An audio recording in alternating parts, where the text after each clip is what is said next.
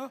오늘 우리에게 주신 하나님의 말씀 다니엘 7장 1절로 14절까지 말씀입니다. 제목 함께 있습니다. 시작.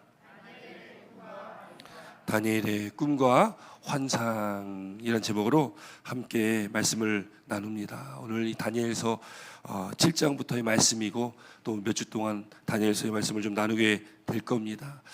다니엘 하면 우리가 잘 또 기억하는 게 다니엘의 새 친구 기억나시죠? 풀무불에 확 타는 그 풀무불에 들어갔지만 하나님께서 보호하여 주셔서 머리털 하나 상하지 않았던 다니엘의 새 친구, 또 왕의 신상에 절하지 않았던, 또 그리고 또 그 예루살렘을 향하여 창문을 열고 그렇게 기도했던 다니엘, 결국 사자굴에 들어갔지만 하나님의 은혜로 또 살아나올 수 있었던 것들, 우리 다니엘 하면 늘 기억하는 그런 이야기들일 것입니다. 그게 이제 앞전에 다 쭉 나왔는데 다니엘이 12장으로 되어 있는데 가장 중요한 부분이 이제 7장부터가 가장 중요한 부분입니다. 다니엘이 쓰여진 목적이 무엇인지에 대해서 7장부터, 물론 앞에도 다 나와 있지만 7장부터 12장까지 잘 기록하고 있다라는 것이죠. 오늘 이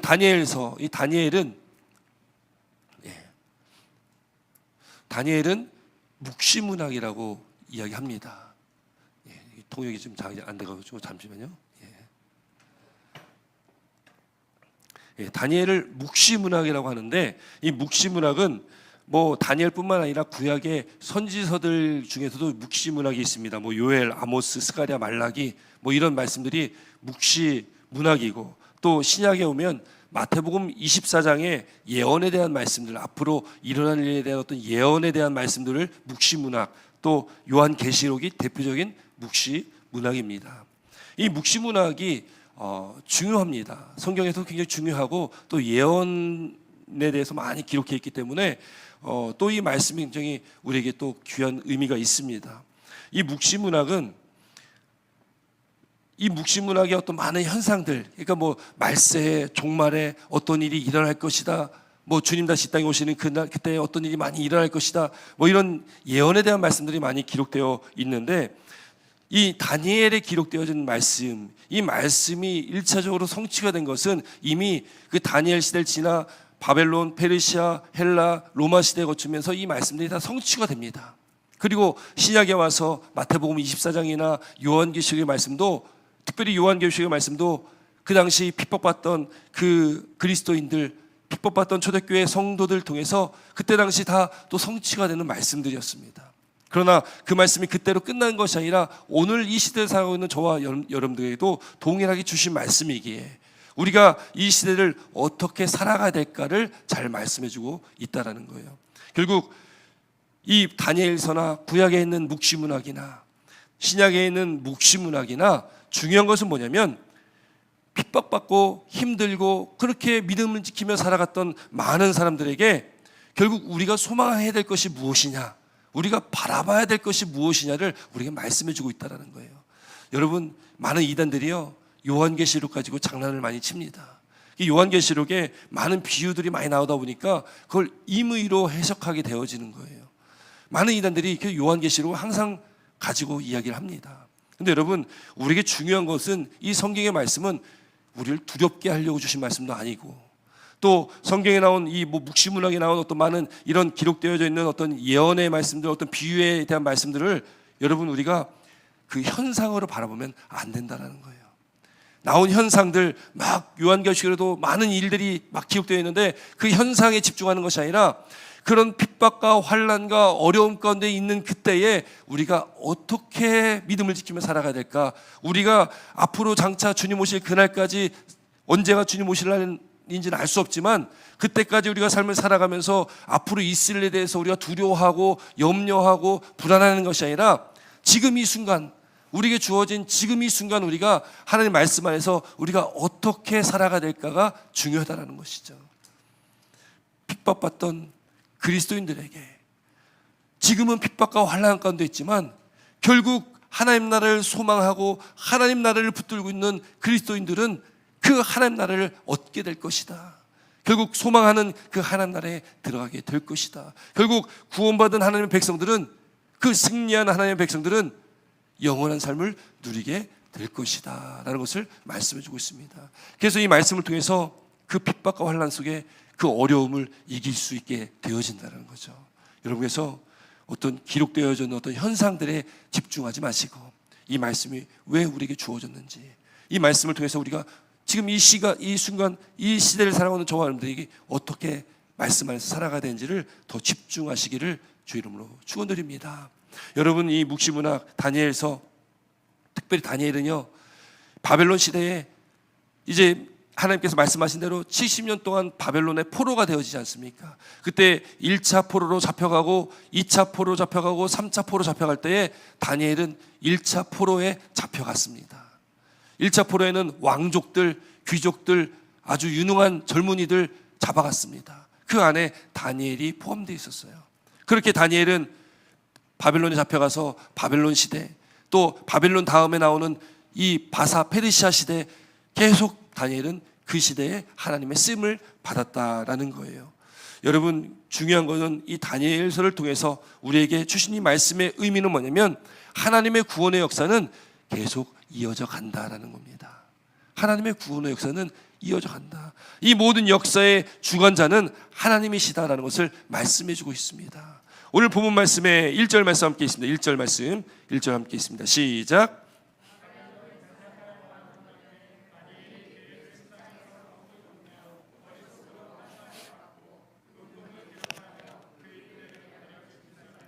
아멘. 여기 보니까요, 바벨론 벨사살 왕 원년에 다니엘이 꿈을 꾸며 환상을 보게 됩니다. 지금 7장부터 기록되어 있는 말씀들이 다니엘이 본 환상의 말씀들이에요.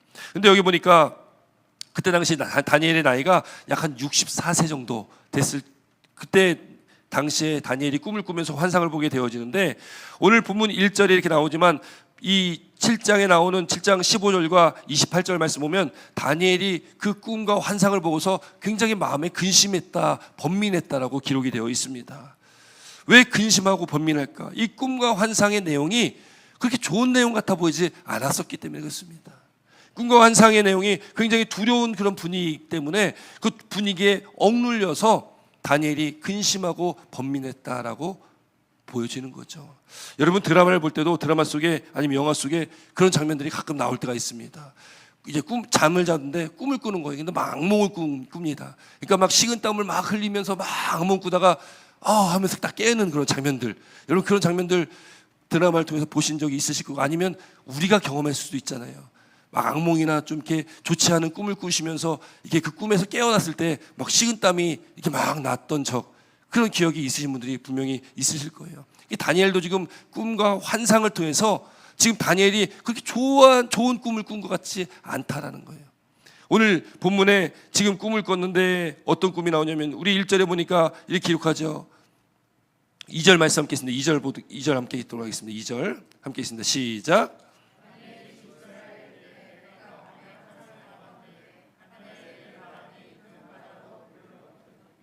예, 여기 2절 말씀 보니까요, 여기 밤에 환상을 봤는데 하늘에 내 바람이 큰 바다로 몰려 불었다라는 거예요. 여기서 중요한 게 이제 바람과 바다인데, 그럼 바람은 뭘 이야기하는 것이고 바다는 또 뭘 얘기하는 것인가? 여기 바람이라는 것은, 이 하늘에 내 바람이라는 것은 내 방향 동서남북 모든 곳에서 불어오는 바람을 이야기합니다. 이게 뭘까? 이 성경학자들이 이걸 뭘로 우리가 봐야 될까라고 이게 볼 때에 이건 하나님의 심판에 대한 그 바람이다라고 이야기하는 입장이 있고, 또 하나는 하나님께서 인간의 모든 역사에 개입하시면서 이 세상의 모든 왕권을 세우시기도 하시고 패하기도 하시는 그 반복적인 하나님의 주권, 이 모든 역사의 주권자 되시는 하나님의 그런 어떤 개입, 그 주권에 대한 그것이 바로 바람이다라고 이야기하고 있습니다. 그리고 이 바다가 되게 굉장히 중요합니다. 여러분, 성경에서 바다는 혼돈을 상징하는 단어가 바다입니다. 바다는 구약에도 그렇고 신약에도 그렇고, 이 바다는 하나님의 주권에 대항하는 그 영적 세력들을 바다라고 표현을 합니다. 이 바다에서 하나님의 주권에 대항하는 영적 권세들이 바다에서 나오기도 하거든요. 그러니까 하나님이 바다를 꾸짖으셨고, 또 예수님도 신약에 바다를 꾸짖으셔서 잠잠케 하셨다. 어떠한 영적 세력도 하나님의 주권 앞에, 하나님의 능력 앞에, 하나님의 권능 앞에는 아무 힘을 쓸 수 없다는 것을 믿으시길 주님으로 축원드립니다. 여러분, 하나님이 천지 만물을 창조하신 분이시고 하나님께서 이 모든 역사의 주관자 되십니다. 그렇기 때문에 이 세상을 지금 붙들고 있는 약한 영적 권세들, 여러분 예수 그리스도 이름 앞에 아무 힘 못 쓴다는 것을 우리가 꼭 기억해야 된다는 거예요. 여러분 꿈 꾸시거나 뭐 이렇게 악몽 꾸실 때 여러분 선포하시기 바랍니다. 악한 마귀 권세, 여러분 예수 그리스도 이름 앞에 다 떠나갈 수밖에 없습니다. 그래서 우리는 예수 그리스도 이름의 능력을 늘 붙들고 살아가야 된다는 거예요. 그래서 여러분 선포하시기 바랍니다. 예수 그리스도 이름으로 명령하니 더러운 귀신아 떠나가라. 악한 영아, 악한 사단의 권세야 떠나가라. 여러분 선포하시기 바랍니다. 여러분 우리에게 능력의 이름을 주셨어요. 예수 그리스도라는 이름의 능력을 우리에게 주셨습니다. 물론 믿음으로 선포해야죠. 믿음 없이 선포가 되겠습니까? 믿으면서 선포를 해야 되는 거죠. 믿으면 귀신은 떠나게 되어 있습니다. 저는 악몽을 그렇게 꿔본 기억이 별로 없는 것 같아요. 뭐 꿈을 꾸기는 뭐 우리가 다 꿈을 꾸고 살아갈 건데 기억 남는 꿈이 별로 없거든요. 근데 제 기억 속에 어린 시절에 꿈속에 굉장히 무서웠던 꿈을 꾼 적이 있었습니다. 귀신이었던 것 같아요. 어쨌든 굉장히 무서운 그런 상황 속에 꿈속에서 외쳤던 기억이 있습니다. 사탄아, 예수님의 이름 명하노니 물러가라. 근데 물러가더라고요. 여러분 꿈속에서도 예수 이름 선포하면 물러갑니다. 여러분 우리가 꿈 꾸실 때, 또 우리 삶 속에 뭔가 두려움이 있을 때에, 근심과 좌절과 염려, 불안이 마음에 있을 때 여러분 예수의 이름으로 선포하시기 바랍니다. 그러면 그 모든 것을 조정하는 악한 영의 권세들이 떠나간다는 것을 믿으시길 바랍니다. 여러분 지금 그 꿈 가운데 내 바람이 불고 그 바람이 불어서 지금 큰 바다에 몰렸는데 이 바다는 그렇게 하나님의 주권을 대항하는 그런 영적 존재들이다. 또 특별히 바다에서 오늘 내 짐승이 나오게 됩니다. 내 짐승이 나오는데 오늘 2절부터 8절까지 말씀 보니까 그 내 짐승에 대해서 묘사를 하는데 이렇게 묘사를 하고 있어요. 여러분 제가 하나씩 좀 설명을 드릴 건데 2절부터 8절까지의 말씀에 나오는 내 짐승이에요. 내 짐승인데 첫 번째 짐승은 독수리 날개를 가진 사자와 같은 짐승이다라고 이야기하고 있습니다. 독수리 날개를 가졌는데 사자와 같은 짐승이에요. 이건 사자도 아니고 독수리도 아닙니다. 뭐 인터넷에 이런 데 치면은 그걸 또 그림으로 그린 그림들이 많이 있어요. 근데 그걸 알 수 없습니다. 어떻게 생겼는지는 그걸 본 다니엘만 알겠죠. 다니엘이 자기가 보고서 자기가 기록할 수 있는 최상의 것으로 기록한 게 독수리 날개를 가진 사자와 같은 짐승이다. 근데 중요한 게 뭐냐면 짐승이라는 거예요. 여러분 짐승이라는 표현은 좋은 데 쓰지 않습니다. 짐승이라는 표현은 하나님을 대항하는 악한 존재에 대해서 쓸 때 짐승에 대한 표현을 씁니다. 그러니까 이 바다에서 나온 첫 번째 짐승, 독수리 날개를 가진 사자와 같은 짐승, 이게 뭘 상징하냐? 이거는 바벨론 제국을 상징하는 거예요. 바벨론의 나라의 상징도 이 독수리입니다. 그리고 그 말씀에 쭉 보면은 날개가 뽑혔다가 사람처럼 두 발로 서게 된다라는 표현이 오늘 본문에 나오는데, 날개가 있었는데 날개가 뽑히고 사람처럼 두 발로 서게 된다. 이 말씀이 왜 있냐면 다니엘 4장에 가면 바벨론 왕 느부갓네살이 나옵니다. 바벨론 왕 느부갓네살이 하나님의 징계를 받은 장면이 나와요. 하나님의 징계를 받아서 그 왕인데 왕이 짐승처럼 변해버리는 그런 말씀이 나옵니다. 제가 한번 읽어드릴게요. 다니엘 4장 32절 말씀인데요. 32절 말씀 제가 한번 읽어드립니다. 1절부터 한번 읽어드릴게요. 한번 있으시면 찾아보시면 좋겠습니다. 다니엘 4장 31절에서 33절까지 말씀 있으신 분들 함께 읽도록 하겠습니다. 시작. 이 말이 아직도 나의 왕의 입에 있을 때에 하늘에서 소리가 내려 이르되 느부갓네살 왕아 내게 말하노니 나라의 왕위가 내게서 떠났느니라. 내가 사람에게서 쫓겨나서 들짐승과 함께 살면서 소처럼 풀을 먹을 것이요 이와 같이 7대를 지나서 지극히 높으신 이가 사람의 나라를 다스리시며 자기의 뜻대로 그것을 누구에게든지 주시는 줄을 알기까지 이르리라 하더라. 바로 그때에 이 일이 나 느부갓네살에게 응함으로 내가 사람에게 쫓겨나서 소처럼 풀을 먹으며 몸이 하늘 이슬에 젖고 머리털이 독수리털과 같이 자랐고 손톱은 새 발톱과 같이 되었더라. 지금 이 기록된 말씀처럼 지금 오늘 본문의 말씀에 날개가 뽑혔다가 사람처럼 두 발로 서게 되었다, 하나님의 심판을 받았다가 다시 하나님께서 그를 회복시켜주는 말씀이 4장에 나오는 것처럼 그 말씀이 지금 여기에 상징적으로 표현이 되고 있다는 거예요. 이게 첫 번째 짐승입니다. 독수리 날개를 가진 사자와 같은 짐승. 두 번째 짐승은 어떤 짐승이냐면 갈빗대를 3개를 입에 물고 있습니다. 그리고 몸 한쪽이 들린 곰과 같은 짐승이다. 곰과 같은 짐승이에요. 곰이 아니라 곰과 같은 짐승이다라는 거예요. 입에다가 갈빗대 3개를 물고 있습니다. 이 짐승은 뭘 상징하냐? 바벨론 다음에 등장하게 되는 메대와 바사, 이 페르시아거든요. 페르시아를 상징하는 것이 바로 이 짐승입니다. 그래서 이 짐승 다음에 또 나오는 셋째 짐승은 머리가 4새, 새의 날개가 4신 표범과 같은 짐승이다. 표범과 같은 짐승이다라고 표현하고 있어요. 이 셋째 짐승은 바벨론, 그 다음 페르시아, 그 다음에 등장하는 헬라는 우리가 잘 많이 들어보셨을 법한 이 알렉산더 대왕이 세운 나라잖아요. 이 알렉산더 대왕이 헬라 제국을 세우면서 여기 보니까 새의 날개가 4시예요. 날개가 4시라는 것은 뭐냐면 정복했다. 이 알렉산더가 엄청나게 넓은 영토를 정복했는데 엄청 빨리 정복했습니다.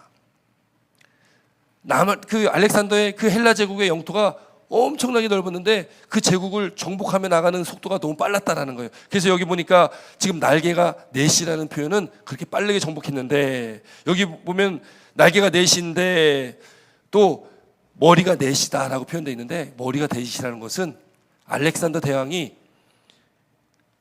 그 많은 영토를 정복한 다음에 33세에 그 젊은 나이에 일찍 병에 걸려서 죽게 됩니다. 그렇게 일찍 죽게 되었을 때에 그 후임자를 세우지 못하고 죽었어요. 그래가지고 알렉산더 대왕 알렉산더 대왕을 따르는 그 4명의 장군들이 그 땅을, 그 넓은 영토를 4군데로 나눠가지고 그 영토를 나라를 삼습니다. 바로 오늘 본문의 말씀이 그런 의미로 기록되었다는 거예요. 그러니까 여기 셋째 짐승은 바로 헬라 제국, 그리스, 헬라를 상징한다. 마지막 넷째인데요. 마지막 넷째는 아주 무섭고 놀라우며 매우 강한 짐승이다라고 표현합니다. 어떤 짐승인지 모양을 묘사하진 않는데 앞에 나왔던 3개의 짐승들보다 더 무섭고 더 놀라고 더 매우 강한 짐승이다. 이 짐승은 그 다음에 등장하는 제국인 로마 제국을 상징하고 있다라는 거예요. 로마 제국은 앞서 세 제국 바벨론, 페르시아, 헬라보다 더 오랜 기간 동안 그 영광을 영위했습니다. 오랜 기간 동안 강력한 지배를 했던 그 제국이 바로 로마 제국이었어요. 거기 10뿔이 나오는데 이 10뿔은 그 이후에 나오는 많은 나라들을 또 이야기하고 있다는 거예요. 결국 오늘 바벨론에서 이 다니엘서에서 이야기하고 있는 4짐승, 바다에서 나온 4짐승은 앞으로 일어나게 될 그 나라들, 지금 다니엘 7장의 그 당시 시대의 예언의 말씀, 앞으로 나올 나라들에 대한 예언의 말씀이다라는 거예요. 지금 바벨론 시대잖아요. 지금 다니엘은 바벨론 시대에 있습니다. 바벨론, 그 다음에 페르시아, 메데 바사, 그 다음에 헬라, 그 다음에 로마, 앞으로 이 제국들이 나올 것이라는 예언의 말씀입니다. 우리가 역사를 잘 알고 있지 않습니까? 우리는 이미 그 역사를 다 지나왔고 말씀에 기록되어 있기 때문에 지금 이 예언의 말씀이 이미 성취되었다는 것을 우리는 알 수가 있습니다. 그런데 왜 이런 말씀들이 기록되어 있냐? 여러분, 세상의 나라는, 세상의 이 권력은 어떤 강력한 왕이라 할지라도, 우리가 지난주도 말씀 나눴지만 여러분, 영원하지 않다라는 거예요. 영원하지 않다라는 거예요. 아무리 강력한 나라가 제국이 설지라도, 아무리 강력한 왕이 있을지라도 그 권력은 오래가지 않는다, 영원하지 않는다라는 것을 말하고 있습니다. 여러분, 지금 바벨론, 페르시아, 헬라, 로마, 우리가 사는 지금 현재까지 지금 이 역사는 계속 반복적으로 진행되고 있습니다. 또 역사가 반복되듯이 지금 이 현재 우리 삶을 살아가는 이 시대에도 악한 그 영적 세력들은 영원히 현재도 지금 강력하게 역사하고 있다는 거예요. 그러나 중요한 것은 그 영적 권세들, 여러분, 유한한 존재가 됐다라는 거죠. 무한한 존재가 아니다라는 겁니다. 여러분, 영원하신 분은 오직 하나님 한 분밖에 없고, 영원한 나라는 하나님의 나라밖에 없고, 그렇기 때문에 우리의 소망은 오직 유일하신 하나님께 있다라는 것이 오늘 7장에 나타나고 있는 말씀입니다. 여러분, 그래서 우리가 오늘 본문 말씀 9절부터 14절까지 말씀 보면 다니엘이 또 다른 환상을 보게 되어지는데 9절 말씀 함께 있습니다. 9절, 10절 말씀 함께 보겠습니다. 9절, 10절 함께 있습니다. 시작.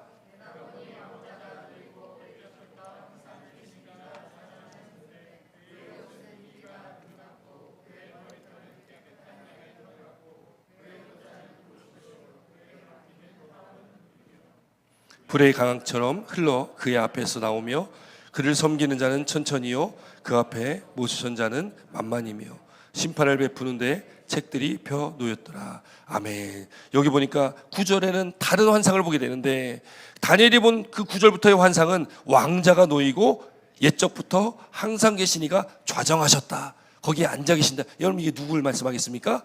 하나님입니다. 하나님께서 왕자에 좌정하고 계시는데 그의 옷은 희기가 눈과 같고 그의 머리털은 깨끗한 양의 털과 같고 그의 보좌는 불꽃이요 바퀴는 타오르는 불이며 그리고 그 앞에 뭐가 있냐면 심판을 베푸는 책들이 있다라는 거예요. 여러분 결국 하나님 앞에 이 세상은 심판받을 수밖에 없다라는 겁니다. 11절 말씀 보니까 11절에 중반부부터 보니까 짐승이 죽임을 당하고 그 시체가 상한 바 되어 타오르는 불에 던져졌다. 결국 하나님의 심판 앞에 이 세상의 어떤 악한 영적 권세들은 다 심판받아 불에 던져질 수밖에 없다라는 것이죠. 여러분 하나님의 능력과 권세를 우리는 믿고 그 하나님의 능력과 권세를 의지하며 살아가는 저와 여러분들입니다. 우리 그리스도인 여러분 그 은혜가 우리 가운데 있다는 것을 믿으시길 주 이름으로 축원드립니다. 여러분 그러나 정한 때가 있습니다. 12절 말씀 함께 있습니다. 12절 함께 있습니다. 시작.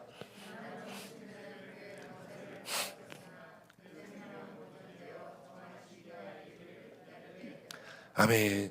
남은 짐승들이 있다라는 거예요. 남은 짐승들이 있어서 그 권세는 빼앗겼으나 생명은 보존되어서요 정한 시기가 있다라는 거예요. 그러니까 어느 정도 때까지는 지금 용납이 되고 있지만 주님 다시 이 땅에 다시 재림하시는 그때는 심판의 때입니다. 그때가 언제인지는 우리는 알 수 없습니다. 그러나 예수님 다시 이 땅에 재림하신 그때 심판주로 이 땅에 오셔서 이 땅을 심판하시게 된다는 거죠. 여러분 여기 13절 말씀에 내가 또 밤에 환상을 보는데 또 다른 환상을 보는데 인자 같은 이가 하늘 구름을 타고 와서 옛적부터 항상 계신 이에게 나아갔다라는 거예요. 인자 같은 이는 바로 성자 예수님을 말합니다. 하나님께서 예수님께 14절 말씀 함께 보겠습니다. 14절입니다. 시작. 그에게 권세와 영광과 나라를 주고 모든 백성과 나라들과 다른 언어를 말하는 모든 자들이 그를 섬기게 하였으며 그의 권세는 소멸되지 아니하는 영원한 권세요 그의 나라는 멸망하지 아니할 것이니라. 아멘. 옛적부터 계시니 성부 하나님께서 인자와 같으니 바로 이 땅에 오신 메시아 바로 예수님께 모든 권세와 영광과 나라를 주었다. 그리고 하나님께 주신 그 권세는 소멸되지 않는 영원한 권세요 하나님께 주신 그 나라는 멸망하지 아니하는 나라입니다. 여러분 우리가 지금 눈에 보고 있는 이 세상의 모든 권세 이 모든 나라는 영원하지 않습니다. 그러나 영원한 권세는 오직 하나님께 있고 또 영원한 나라는 이 땅에 있는 것이 아니라 하나님의 나라라는 것을 믿으시길 주 이름으로 축원드립니다. 그래서 우리가 소망해야 될 것이 바로 하나님의 나라를 소망하는 것이고 그 권세를 가지고 계신 우리 주님을 바라보며 살아가는 것이 바로 믿는 저와 여러분들의 삶이 되어야 된다는 것이죠. 그래서 이 말씀들이 그 당시에 핍박받고 고통받고 그렇게 믿음을 지키며 힘들게 살아가는 그 사람들에게 주어졌던 말씀, 이 말씀을 통해서 그들이 힘을 얻고 하나님의 말씀 안에 그들이 믿음을 지키며 살아가게 되었다는 것을 우리가 보게 되어집니다. 여러분 우리가 의지할 분은 오직 하나님밖에 없습니다.